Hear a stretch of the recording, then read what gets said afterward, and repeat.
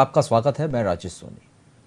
और जिस तरह से ज्ञानवापी विवाद लगातार गहराता जा रहा है और उसके बाद अब मथुरा की श्री कृष्ण जन्मभूमि स्थान शाही ईदगाह मस्जिद स्थान परिसर में लड्डू गोपाल की नियमित पूजा अर्चना की अपील भी अदालतों में सामने आ गई। दोनों जगह इस आशय में प्रार्थना पत्र दायर किए गए हैं और मथुरा की जिला अदालत में शाही ईदगाह मस्जिद के ज्ञानवापी जैसे ही सर्वे की मांग की गई, वो भी अदालत में मांग की गई है और अदालत ने इस मांग पर विचार करना भी शुरू कर दिया है। इसी पर आज हम चर्चा करेंगे। कई मेहमान भी हमारे साथ जुड़ेंगे और मेहमानों का परिचय पहले मैं आप लोगों से करवा देता हूं। हमारे साथ कतिल शेख जी हैं जो कि उत्तर प्रदेश से स्टेट हेड हैं, आपका बहुत बहुत स्वागत है। दिलीप यशवर्धन जी हैं जो कि सामाजिक विश्लेषक हैं, सर आपका भी बहुत स्वागत है। ताहिर शेख जी समाज सेवी हैं, आपका भी बहुत स्वागत है। और प्रभात त्रिपाठी वरिष्ठ पत्रकार हमारे साथ जुड़े हैं, आपका भी बहुत स्वागत है।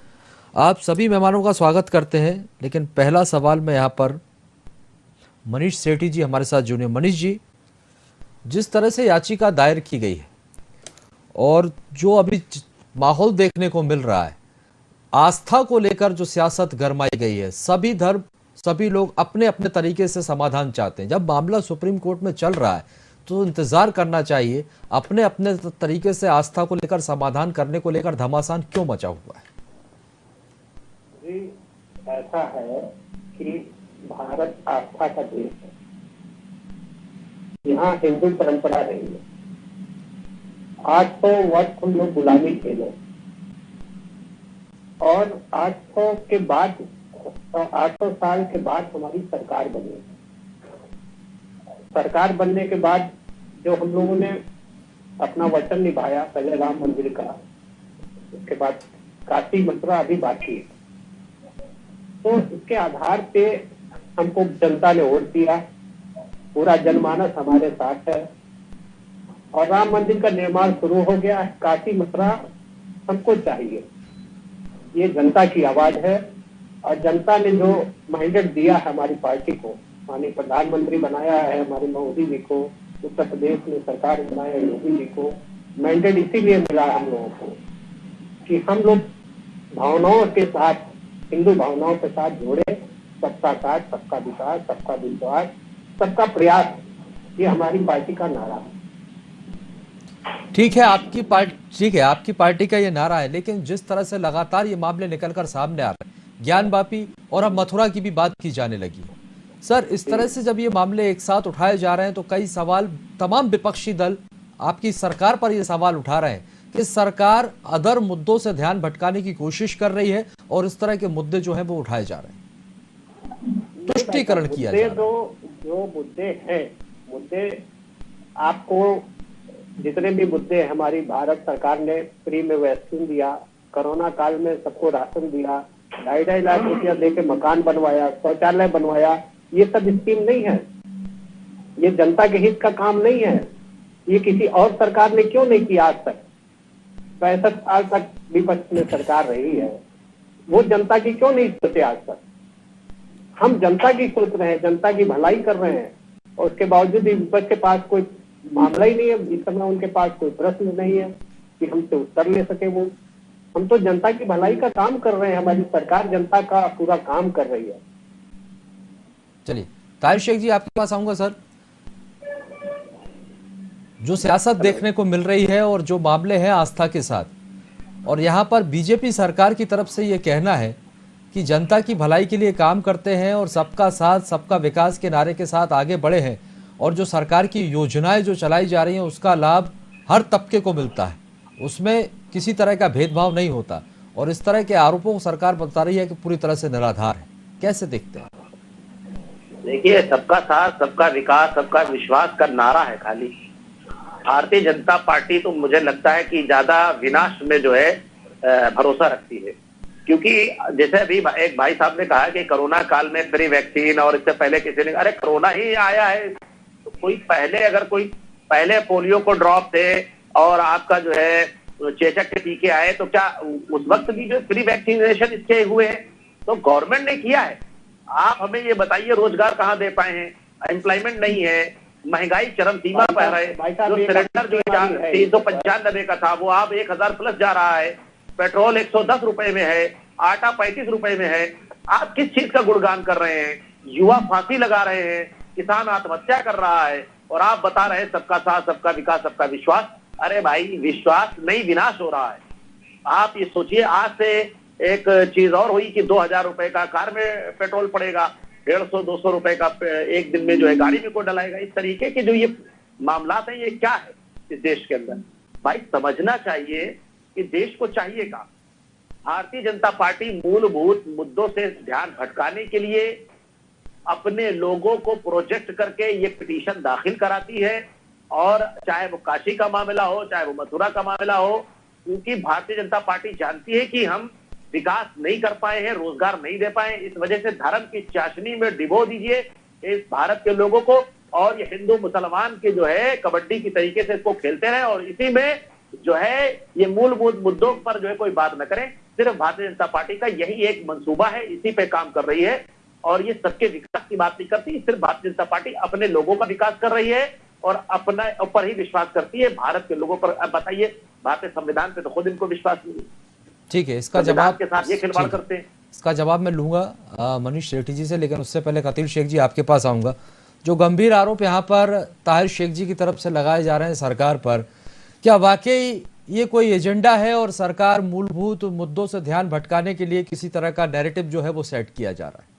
कतील जी। देखिए, मैं किसी के पक्ष की बात नहीं करना चाहता, किसी भी पार्टी पक्ष की। मैं एक सामाजिक पत्रकार होने के नाते एक सीधी बात करना चाहता हूं कि किसी भी इंसान को धर्म की राजनीति या किसी तरीके ऐसी कोई राजनीति नहीं करनी चाहिए। और धर्म और आस्था बहुत पहले, मतलब उसका एक अलग महत्व है, और कोरोना में क्या हुआ और वो राशन क्या बढ़ गया वो एक अलग बात है। यहाँ हम लोग आस्था को लेकर बात कर रहे हैं। जो है देख रहा है, सब दिख रहा है सबको, किसी को कुछ बताने की जरूरत नहीं है। आप ज्यादा वैसा नहीं, दुबई में चले जाइए, सिंगापुर चले जाइए, किसी भी कंट्री में चले जाइए, आस्था को लेकर इतनी मजबूत बीम है कि अगर दुबई वगैरह में आप आस्था को लेकर जरा सा मजाक भी उड़ा देना तो वहां पर सर कलम कर लिए जाते हैं। और ये तो हिंदुस्तान है, यहाँ तो आस्था के नाम पर ये गाली, वो मंदिर, वो मस्जिद, ये पब्लिकली इस तरीके से मामला है। इस पर हम तो कहते हैं, इस पर सरकार को कोई ऐसा कानून बनाना चाहिए कि आस्था की बुराई, आस्था पर जो है किसी तरीके का कटाक्ष करने वाले लोगों पर ऐसी कार्रवाई हो ताकि भविष्य में ऐसा कोई दूसरा व्यक्ति ना कर सके। किसी की भी आस्था हो, चाहे वो हिंदू की हो, चाहे वो मुस्लिम की हो, चाहे वो मस्जिद हो, चाहे मंदिर हो, मगर ये बहुत मजाक उड़ाया जा रहा है। देखिए, कोर्ट का मामला कोर्ट में रहता है, मगर फिर भी हम लोग बहस बाहर करते हैं। जब कोर्ट में मामला लंबित है तो हम मंदिर मस्जिद की क्यों बात कर रहे हैं? कोर्ट का जो निर्णय आएगा, कोई कह रहा है शिवलिंग है, कोई कह रहा है झरना है। अरे भाई, मैं कहता हूँ कोर्ट का इंतजार करो, आस्था से खिलवाड़ मत करो। किसी का धर्म हो, अगर वो मंदिर का साबित हो जाएगा तो मंदिर हो जाएगा, उसमें बुराई की क्या बात है? और उसमें लड़ाई झगड़े की कोई ऐसी आवश्यकता ही नहीं होनी चाहिए। मगर यहाँ तो राजनीतिक नए नए तरीके निकाले जाते हैं, लोग अपनी राजनीति चमकाने के लिए ये है वो है। अरे तमाम चीजें हैं, इस पर बहस करिए। ठीक है, ताहिर जी ने कहा सामान महंगा होता जा रहा है, तमाम चीजें ठीक है, उस पर हम अभी कोई सरकार पे कोई ऐसा एलिगेशन, विपक्ष का काम है वो जाए विपक्ष उसको विधानसभा में चिल्लाए। क्यों नहीं चिल्लाती विधानसभा में? अभी सत्र चालू होने वाला 23 तारीख को, चिल्लाए। इनकी भी पार्टी जाए, उनकी पार्टी, सब पार्टी चिल्लाए, उस पर रास्ता निकाला जाएगा। ठीक है, आस्था का विषय है और सबकी आस्थाओं का सम्मान होना चाहिए, चाहे वो कोई भी धर्म से हो। दिलीप यशवर्धन जी, सर आपसे समझना चाहूंगा कैसे देखते हैं आप, क्योंकि जिस तरह से अब मामला तो न्यायालय में है, लेकिन बात यदि समाधान की करते हैं तो सब अपने अपने मनमाने तरीके से समाधान करना चाहते हैं। इतना भी इंतजार नहीं कर पा रहे हैं कि कोर्ट के निर्णय का इंतजार कर लें, कोर्ट से जो फैसला आएगा वो सर्वमान्य होगा। राजेश जी, ये तो इंसानों की फितरत होती है ना कि हर चीज में अपने अथॉरिटी का इस्तेमाल करके अपने विचारों को लोगों पर थोप देना, ये बड़ी गलत टेंडेंसी है। यहाँ समझने की जरूरत है कि इस देश में 4 हायरार्कीज बनाई गई हैं। उन हायरार्की में एग्जीक्यूटिव लेवल के ऊपर जुडिशरी आती है, और जुडिशरी को इसीलिए सर्वोपरि माना गया है कि जब मामला जुडिशरी के पास चला जाएगा तो किसी को कुछ भी इंटरफेयर करने का अधिकार नहीं बचेगा। यहाँ तार्किक रूप से समझने वाली बात यह है कि जो मामला है ये ना तो किसी दो समुदायों का है, ना सरकार और विपक्ष का है, ना किसी नेता का है, ना मुस्लिम गुरु का है, ना हिंदू गुरु का है। ये मामला दो पक्षकारों का है जो किसी बात को लेकर के कोर्ट चले गए हैं। यहाँ पर सरकार ने कुछ नहीं किया, किसी राजनीतिक पार्टी ने कुछ नहीं किया, वो कोर्ट चले गए हैं। कोर्ट ने उसके ऊपर कमीशन बैठा, कमीशन ने उसकी सर्वे किया, सर्वे करने की रिपोर्ट दी। एक पक्ष उस सर्वे से असंतुष्ट था, वो हाईकोर्ट गया, हाईकोर्ट ने उस पर इंटरफेयर करने से मना कर दिया। उसको लेकर के आज वो सुप्रीम कोर्ट गए, सुप्रीम कोर्ट ने फिलहाल स्टे कर दिया, लेकिन वहां पर जो डिस्प्यूटेड एरिया है सिर्फ उसकी सुरक्षा की बात कही है और किसी नमाजी को नमाज करने से रोका नहीं। अब यहाँ पर मुझे ये लगता है कि किसी भी पार्टी को, किसी भी राजनेता को, किसी भी धर्म गुरु को, चाहे वो हिंदू पक्ष का हो चाहे वो मुसलमान पक्ष का हो, किसी भी को भी कुछ भी कहने का कानूनी तौर पे हक है ही नहीं। ना तो किसी नेता को बयान देने का हक है। ये मामला जुडिशरी का, जुडिशरी के ऊपर किसी का जोर नहीं है। वहां पर सरकार भी एक पक्ष है और दूसरा जो वर्ग है वो भी एक पक्ष है, और दोनों पक्ष कानून की नजर में बराबर हैं। कानून भावनाओं से अपना निर्णय नहीं लेता है, कानून साक्ष्यों के बिहार पर और कानून के दायरे में अपना निर्णय देगा। कोर्ट जो है वो कानून के दायरे में और साक्ष्यों के आधार पर अपना निर्णय देगा। जो अपने पक्ष में जितने मजबूत साक्ष्य रख पाएगा कोर्ट के सामने, फैसला उसके हक में चला जाएगा। तो मुझे यह लगता है, और ये आपकी चैनल के माध्यम से मैं जनता से भी कहना चाहता हूं कि किसी को भी अपना कोई भी स्टेटमेंट या कोई भी वो बात जो निर्णायक लगती हो वो कहने की जरूरत नहीं है। आप अपने अपने विचार व्यक्त कर सकते हैं, लेकिन वो विचार धर्म को भड़काने वाले नहीं होने चाहिए, भावनाओं को भड़काने वाले नहीं होने चाहिए, सामाजिक सौहार्द बिगाड़ने वाले नहीं होने चाहिए, और जो कोर्ट की मर्यादा है उस मर्यादा के खिलाफ तो बिल्कुल नहीं होने चाहिए। ठीक है मनीष सेठी जी, जो बात कही जा रही है 1991 की places of versus act, sir इसमें क्या लगता है आपको किसी तरह का बदलाव होगा? क्योंकि जो 1947 15 अगस्त 1947 से लागू में आ गया था, आपको लगता है कि इसमें कुछ बदलाव हो पाएगा? क्योंकि अपने अपने दावे आप लोगों की तरफ से जरूर किए जा रहे हैं।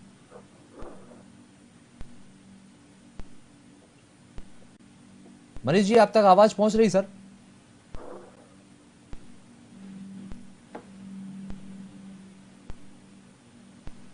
चलिए मैं यहां पर आऊंगा, कतिल शेख जी आपसे समझ लेते हैं।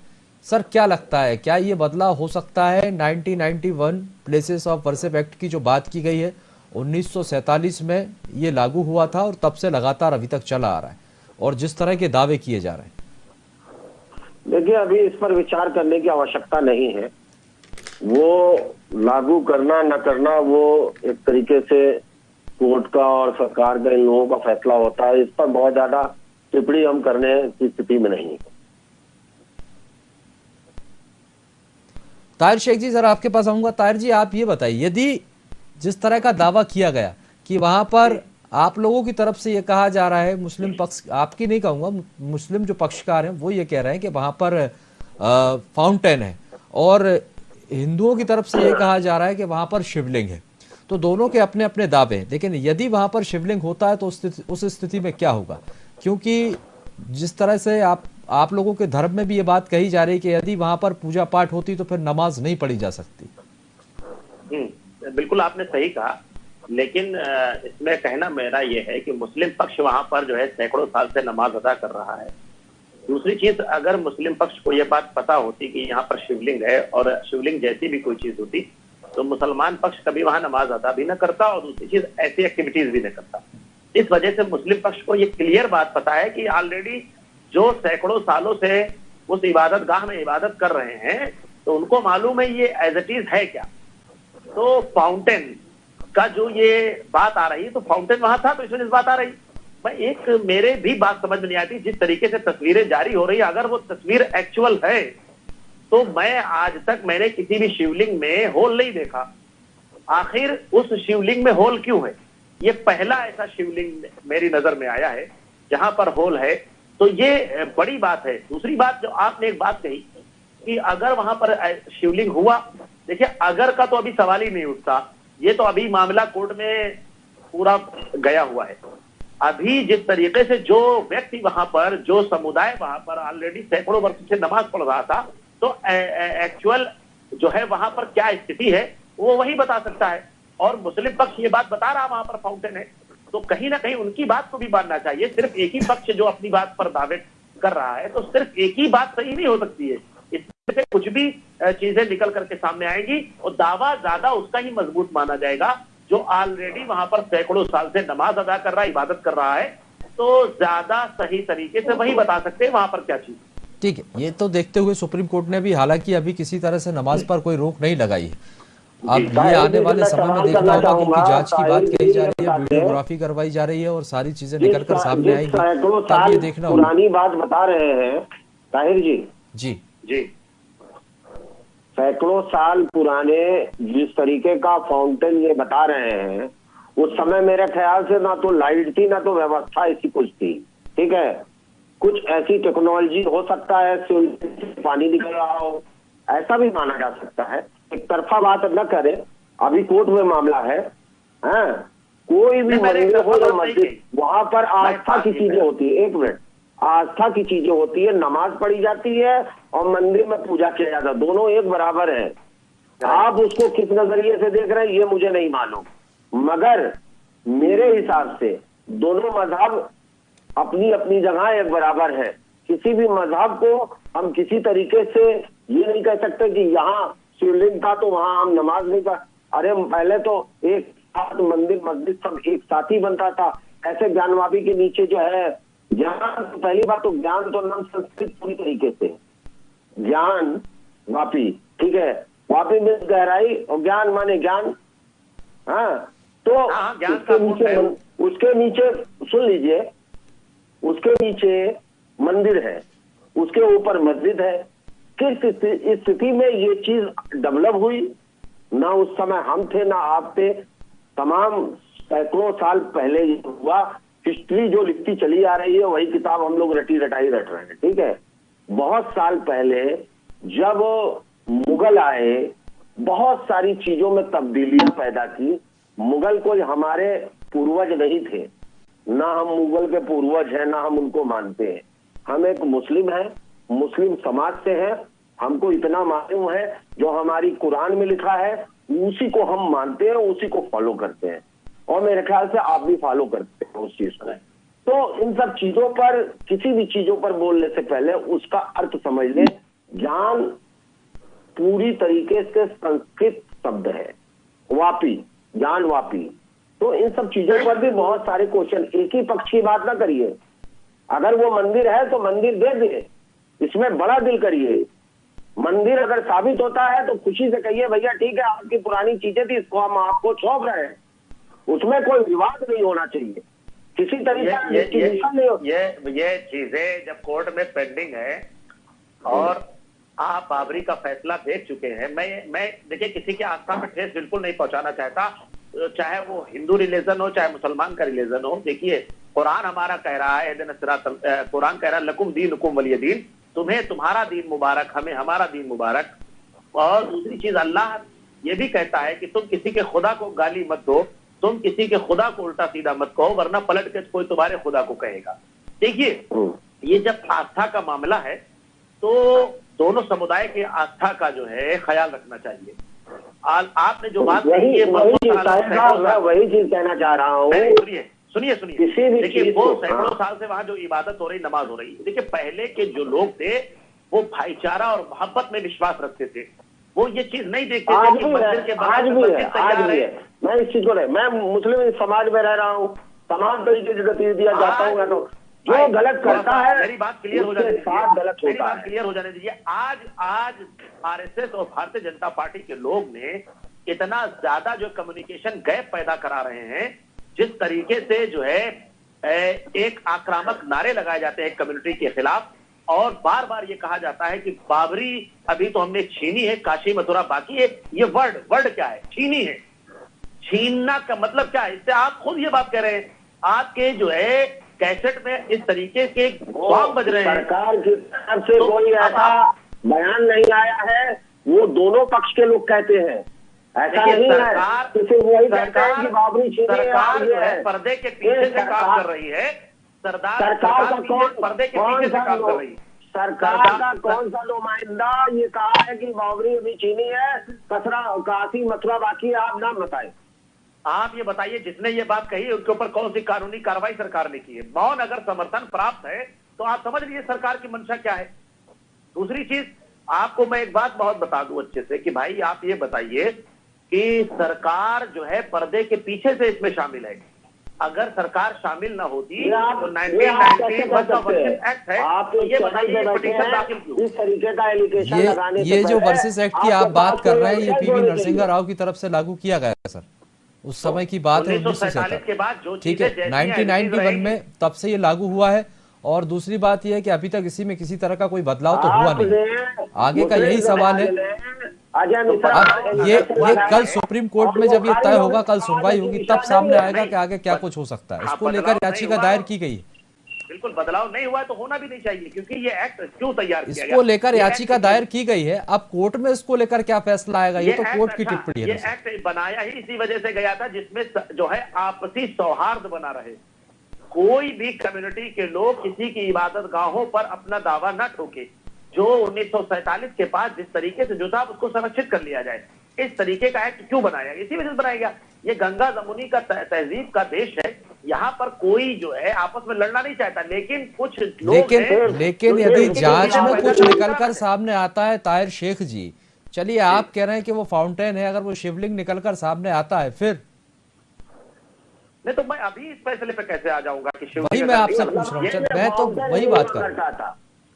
आप जब निकल करके आएगा, दोनों पक्ष की बात करते हैं ना सर। हम तो हमने आपकी बात मानी, अगर उस तरफ की भी बात की जाती है, अगर ऐसा होता है तो फिर वो फैसला भी स्वागत योग्य होगा।